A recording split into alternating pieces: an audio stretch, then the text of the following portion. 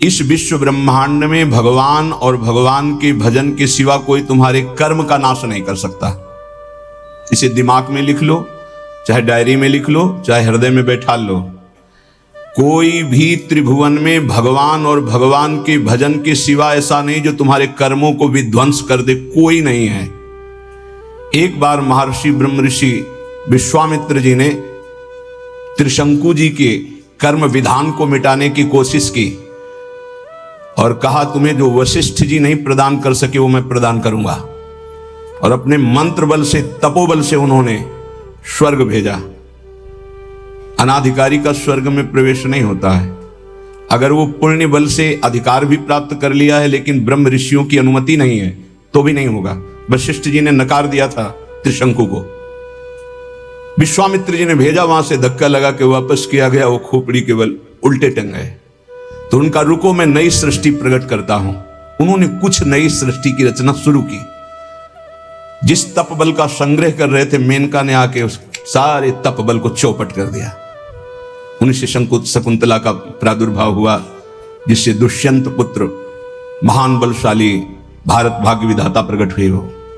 भरत जी, उनका नाम, जो बाल्यावस्था में अश्व संचालन विद्या, राज्य विद्या सब ऋषियों से सीख चुके थे, संपूर्ण राज्य विद्याएं, और सिंहों के बालकों के साथ बलपूर्वक युद्ध करते थे। मेनका अप्सरा ने कुछ ही मिनट में उनके मन को अधीन करके सारी शक्ति छीन कर दी। आज भी त्रिशंकु उल्टा टंगे हुए हैं शास्त्र विधान के अनुसार। कोई किसी के कर्म को मिटा नहीं सकता, केवल भगवान और भगवान का नाम जप भजन ये बैठा लो। चाहे जहां भाग के चले जाओ, माया के नाटक के सिवा सत्य वस्तु केवल श्री भगवान है। वो खुद अपने श्री मुख से कह रहे, मामेव ये प्रपद्यन्ते माया में ताम तरन्ति। इसमें किसी का कोई तर्क काम नहीं करेगा। ऐसा सामर्थ्यशाली कोई नहीं हुआ जैसे भगवान वशिष्ठ हुए, कोई सामर्थ्यशाली नहीं हुआ। ऐसा सामर्थ्यशाली कोई नहीं हुआ जैसे सदानंद जी हुए, जो विदेहराज जनक जी की गुरु पदवी पे विराजमान थे। लेकिन भगवान ने लीला करके दिखाई। दशरथ जी का मरण, भगवान का वनवास जाना, सिया जी का हरण, क्या इन महापुरुषों की कुंडली विचारने में कोई कमी रह गई थी? क्या ये सामर्थ्य में किसी भी तरह कम है? क्या ये रचना को बदल नहीं सकते हैं? तो हमारी रचना को कौन बदल देगा जो हमारे भाग्य में लिखा हुआ है? इस शरीर के बनते समय जो भाग्य में लिख गया, जिस अवस्था में जो कष्ट भोगना है वो पक्का है। अगर कोई कम कर सकता है और मिटा सकता है तो एकमात्र भगवान नाम और भगवान की शरण, ये आप बिल्कुल स्वीकार कर लीजिए। भटकने की कहीं जरूरत नहीं। किसी भी जंत्र मंत्र तंत्र की ऐसी सामर्थ्य नहीं कि भावी को बदल सके, प्रारब्ध को बदल सके। हां, हरि हैं ऐसे, तुरंत विभीषण पाछे मेला, सन्मुख राम सहयो सोई सेला। भगवान सामने आकर करो सदा तिनके रखवारी, जिमि बालक राखे मातारी। इस पे हमारा कोई तर्क नहीं है। वो करतुम अकर्तुम अन्यथा करतुम है, वो सब कुछ बदल सकते हैं। बस एकमात्र भगवान और उनका भजन। स्वकर्म स्रोतो भी, हरिवंश महाप्रभु कह रहे हैं, हित सजनी स्वरूपा है। यत्र यत्र मम जन्म कर्म भीर, मेरे कर्म के अनुसार जहां जहां मेरा जन्म हो, चाहे वो नरक भेजो चाहे परम पद भेजो, मुझे इसकी प्रार्थना आपसे नहीं है। यत्र यत्र मम जन्म कर्म भी नारके परमे पदे थवा, बस इतनी प्रार्थना है लाडली जू कि जहां जहां मेरा जन्म हो कर्म के अनुसार, या जहां जहां आप मुझे भेजें, तो आप हमारे हृदय में अपनी परिकर सहित रहें। ललिता विशाखादि सहचरियों के साथ प्रिया प्रीतम गलवैया दिए मेरे हृदय रूपी निकुंज में, जहां चाहो वहां भेज दो।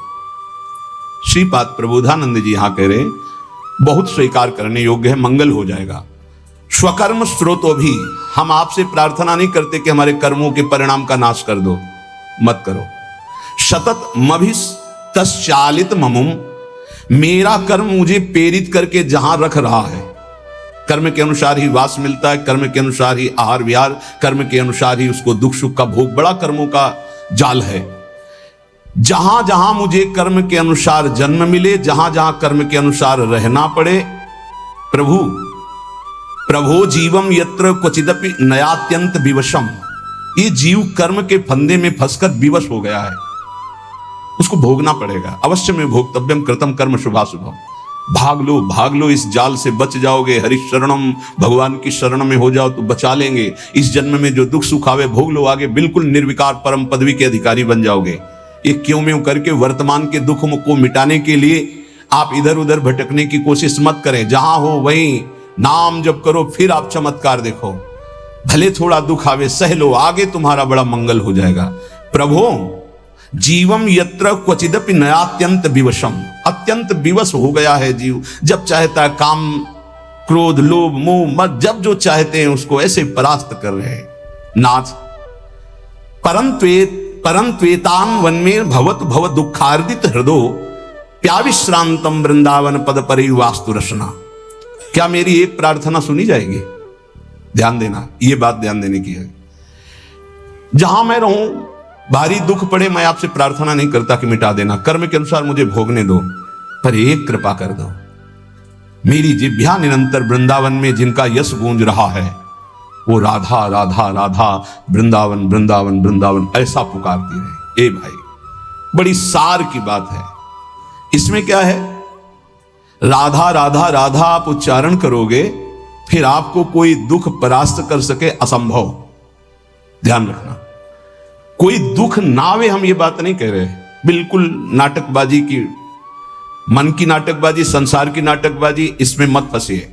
पक्का अवश्य में वो भोक्तव्यम कृतम कर्म शुभाशुभम, बड़े बड़े सिद्धों को भोगना पड़ा है। आप तो साधारण कर्म करने वाले, जिन्होंने असाधारण तप किया, असाधारण जो आप सोच नहीं सकते, उनको भी शारीरिक दंड भोगने पड़े, जो इसमें निश्चय कर दिए गए हैं। नाम यदि चल रहा है तो दुख का अनुभव नहीं होगा, ये बात ध्यान रखना। दुख की व्यथा नहीं होगी, असाध्य रोग, भारी कष्ट, भारी विपत्ति, लेकिन आपके आनंद में फर्क नहीं पड़ेगा यदि आपकी जिह्वा में राधा राधा। आगे परिणाम दुख की निशानी नहीं रहेगी, दुख का नाम नहीं रहेगा, ये बात विश्वास कर लीजिए। इसीलिए बहुत सुलझा हुआ ये सिद्धांत श्रीपाद कह रहे, प्रभु स्वकर्म स्रोतो भी सततमभि तश्चालित ममुम प्रभो जीवम यत्र क्वचिदपि नयात्यंत विवशम परं त्वेतावन में भवतु भव दुखार्दित हृदय। मैं दुखित हृदय से कह रहा हूं, जहां मेरा जन्म होने दो, जो मुझे भोगना है निश्चित भोगने दो, भाई एक कृपा कर दो कि वृंदावन में डाल डाल पात पात में, वायु के प्रवाह में भी, पशु पक्षियों के मुख से भी जहां राधा राधा राधा गूंज रहा है, ऐसे वृंदावन में थोड़ी प्रीति हो जाए और हमारी रसना रात दिन राधा राधा राधा ऐसा रटे। नाथ इतना तो मुझे दे दो। और इतना मिलने का फल क्या है? बोले कदावा कश्यापि स्फुट नव कदम्बस्य विटपे स्फुरद गोपी भर्तु किमपि कलये स्मरवदनम कदा श्री राधाया कुसुम चय लोलंच ललितम करम वीक्षे वृंदावन भुवि लतौघे क्वचिदपि। जहां भी हो आप वहीं से, आप भजन में नहीं हो तो इसलिए विश्वास नहीं होगा। श्रीपाद करें कहीं भी हो गए, वृंदावन तुम्हारे ऊपर कृपा करेगा। पर यह जरूर है, पहले महापुरुष बाद में प्रिया प्रीतम, ये पक्का, ये ध्रुव सिद्धांत है। जब कभी किसी को प्रिया प्रीतम का साक्षात्कार होना होगा तो पहले रसिक महापुरुष का दर्शन होगा, और जब रसिकों के दर्शन होने लगे तो जान लेना धाम और धामी दोनों का सानिध्य मिलने वाला है। वो उपासक देखता है अचानक एक कदम्ब का वृक्ष है, सुंदर चौकी है, पुष्प बिछे हुए हैं, और लालजू कदम्ब की डाल पकड़े हुए देख रहे हैं किधर? कदावा श्री राधाया कुसुम चय लोलंच ललितम। नेत्र लोलायमान चंचल हो रहे हैं प्रीतम की तरफ और पुष्प का चयन कर रहे हैं श्री जी। ऐसे दोनों युगल सरकार कदम्ब के वृक्ष पर डाल रखे हुए लाडलीजू की तरफ लालजू देख रहे हैं, और लाडलीजू सुंदर कुसुमों को, पुष्पों को चयन करती हुई बीच बीच में चकोरी की भांति लालजू की तरफ देख रहे। क्या मैं ऐसा देख पाऊंगा? श्रीपाद कह रहे हैं ये उस राधा नाम जापक को जहां होगा वहीं उसको दर्शन हो। गीता वाटिका कहां है? गोरखपुर, वहीं से देख रहे हैं भाई जी महाराज, वहीं से राधा बाबा दिव्य लीला देख रहे हैं। भाई जी के प्रसंग में एक आता है कि एक कल्याण पत्रिका अंग्रेजी से छपती थी, कल्याण अंक जैसे निकलते से, तो वो कोई विदेशी पढ़ता था, उसने भाई जी की बताई हुई पद्धति से नाम जप शुरू किया। उसको एक दिन ऑफिस में श्री कृष्ण से बात हुई, वो भागा भागा वहां से गोरखपुर आया, गीता वाटिका भाई जी से मिला और कहा मुझे श्री कृष्ण मिले हैं। भाई जी की तो सिद्ध दृष्टि, देखा हाँ ये तो भगवत साक्षात्कार किए हुए। तो उनका भाई तुम बिना भक्तों के संग के, बिना धाम के ऐसे कैसे तुम विदेश में भगवान का साक्षात्कार? तो उन्होंने बताया हमने आपकी पत्रिका पढ़ी, उसमें नाम की महिमा, और नाम जब प्रारंभ किया तो नाम में सुख मिलने लगा। आपने जैसे जैसे कहा वैसे मैं कर रहा, मुझे श्री कृष्ण मिल गए। भाई जी ध्यानस्थ बैठे, क्या क्या तुमने देखा? वो बोलते जा रहे, भाई जी सही का निशान लगा, हाँ ठीक, हाँ ठीक। विचार कीजिए, वो दूर देश में बैठे हुए बात संत की मान रहा है तो भगवत साक्षात्कार हो रहा है। श्रीपाद कह रहे हैं तुम जहां भी हो यदि राधा राधा राधा, तो इस कोटि का महाप्रेम में भगवत साक्षात्कार। इदम में किम भावी द्रुत कनक गौरच्छ विहरीन मणिश्यामो धामो द्वयमिहि मिथो शार्पित भुजम निरीक्षे तत्स्मेरम मम बहुविध प्रेम विसृतम सुखम पच्चाच्छाया द्वयमथ पुरो मूर्छित यतिमाम।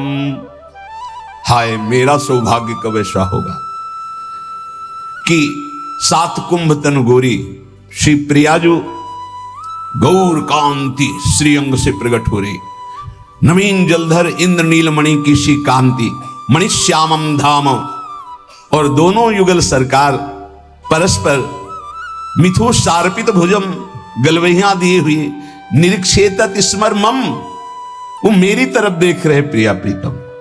आह, और मंद मुस्कुरा दिए मेरी तरफ देखकर, तो मैं वहीं गिर करके मूर्छित हो गया। हाय कब पुनः ऐसा मुझे दर्शन प्राप्त होगा? ये नाम जापक को प्राप्त होता है। उपासक एक बात केवल समझ ले, यदि सब साधना हो रही हो, नाम जप निरंतर का अभ्यास नहीं है, तो इतना मलिन स्वभाव कलयुग पैदा कर देता है कि कोई भी साधना हृदय को पूर्ण रूप से सुरक्षित नहीं रख पाती। ये बात आप गांठ बांध लीजिए, ये बड़े अनुभव की बात, बड़े महापुरुषों की मिली हुई बात कह रहे हैं। और यदि नाम चल रहा है तो भारी से भारी प्रलोभन या दुख, दोनों बातें ध्यान कर लीजिए। भारी से भारी प्रलोभन और भारी से भारी दुख तुम्हें विचलित नहीं कर पाएगा। इस संसार में संघर्ष करके जीना है, कायरों की तरह नहीं मरना है। आप बात समझो, दुख से भागना नहीं, कहां भाग के जाओगे? सुख में इतना घमंड नहीं करना है, क्या घमंड करोगे नाशवान पदार्थों का? सुख का चाहे जितना प्रलोभन आ जाए नाम नहीं छोड़ना, और दुख का चाहे जितना भयावह स्वरूप आ जाए नाम नहीं छोड़ना। फिर आप देख लेना, सुख और दुख तुम्हें आकर्षित नहीं कर सकते, वो स्वयं नष्ट हो जाएंगे, तुम परमानंद में निमग्न रहोगे। अहो वत्स्वपचतो गरीयान यज्जिह्वाग्रे वर्तते नाम तुभ्यम ते पुस्तपस्ते जुहुः शश्नुरार्या ब्रह्मानुचूर्णाम गृणन्ति एते।